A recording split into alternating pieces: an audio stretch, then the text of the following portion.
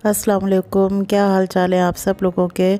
अच्छा जी, तो बहुत गर्मी थी आज, तो मैंने सोचा है आज मसर चावल बनाते हैं। इसे साबुत मसूर भी कहते हैं, लेकिन असी पंजाबी लोग तो इन्हें मसर मसर कहते हैं जी। आज मसर चावल बनाएंगे।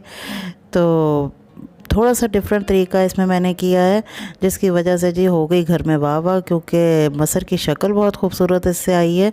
थोड़ा सा तरीका डिफरेंट है सिर्फ। तो आप इसे देखिएगा, और गर्मियों के इस मौसम में बहुत ही ठंडा ठंडा सा लंच तैयार करते हैं अपने मसर चावल विद सैलेड वगैरह। अच्छा जी, तो यहाँ पर मैंने एक पाव मसर ले लिए थे, साबुत मसूर, और उसमें एक मुट्ठी मैंने मसूर की दाल डाल दी थी। तो मैं मसूर की दाल ज़रूर मसर में डाल देती हूँ, जिससे इसका टेक्सचर बहुत अच्छा हो जाता है।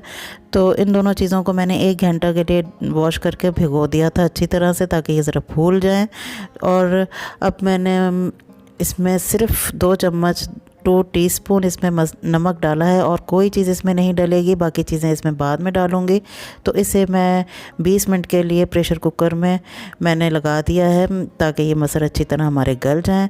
और दूसरी तरफ जी मैंने सोचा कि चावलों का पानी भी तैयार कर लूँ, तो इसमें मैंने सिर्फ 1/4 कप ही मैंने ऑयल डाला है, और साथ ही थोड़ा सा ज़ीरा, 1 से 2 मैंने बड़ी इलायची डाल दी है, 4-5 लौंग डाल दिए हैं, 1 दालचीनी का टुकड़ा डाला है। तो बस हल्का सा इस गरम मसाले को गरम करेंगे ऑयल में, ताकि अच्छी सी खुशबू आ जाए। और फिर वही पानी का हिसाब के जितने चावल हैं उससे डबल से थोड़ा सा कम पानी जाएगा, तो चावल बड़े अच्छे से बनेंगे।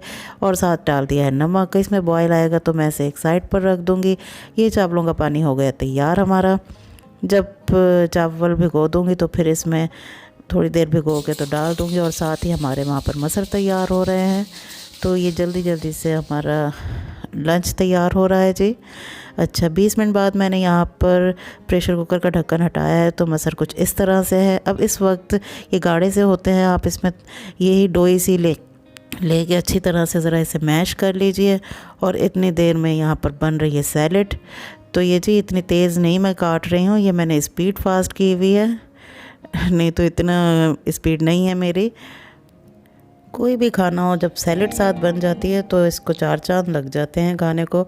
अच्छा जी, तो मैंने अब यहाँ पर तड़का तैयार कर रही हूँ मसर का।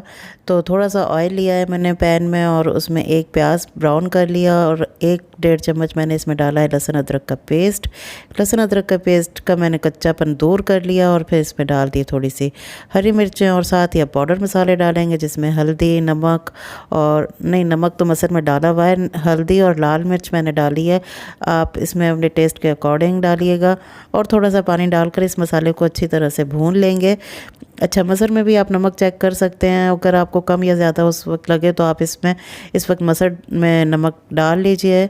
और थोड़े से गाढ़े लग रहे थे, मैंने इसमें थोड़ा सा पानी और डाला है, और उसे रख दिया थोड़ी देर पकने के लिए। और यहाँ पर बहुत ही अच्छा सा इसका ये तड़का तैयार हो रहा है।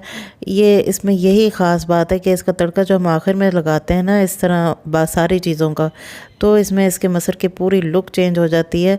पहले मैं भी सादे तरीके से ही बिल्कुल बनाती थी, लेकिन जब से ये बनाए हैं तो बस यही फरमाइश आती है कि ये वाले मसर बनाने हैं, इससे इसकी खूबसूरती में बहुत इजाफा हो जाता है। ये देखें, अभी आपका इसका सारा कलर इसका मसर का चेंज हो जाएगा। तड़का इसमें डाल दिया है, और अब इसे अच्छी तरह से करेंगे मिक्स। इस वक्त लो फ्लेम मैंने कर ली है। तो बस ये तड़का डालने की देर होती है तो इस मसर की सारी शक्ल चेंज हो जाती है, और बहुत ही अच्छा सा हो जाता है। ये देखें कितने प्यारे लग रहे हैं ये। तो बस आप थोड़ी देर इसे 2 से 4 मिनट बिल्कुल लो फ्लेम पे रख दीजिए तड़के के बाद, तो ये बिल्कुल आपस में तड़का का सारा घुल मिल जाता है, बहुत ही इसका अच्छा जायका बन जाता है। आप इसे ट्राई ज़रूर कीजिएगा। और साथ ही यहाँ पर मैंने चावल रख दिए थे थोड़ी देर, 15 मिनट मैंने भिगोए हुए थे चावल पानी में। जब बॉयल दोबारा से आ गया तो मैंने चावल डाल दिए। अब पानी खुश्क हो जाएगा तो इसे लगा देंगे दम। तो बस इस तरह हमारा जी ये तैयार हो गया है।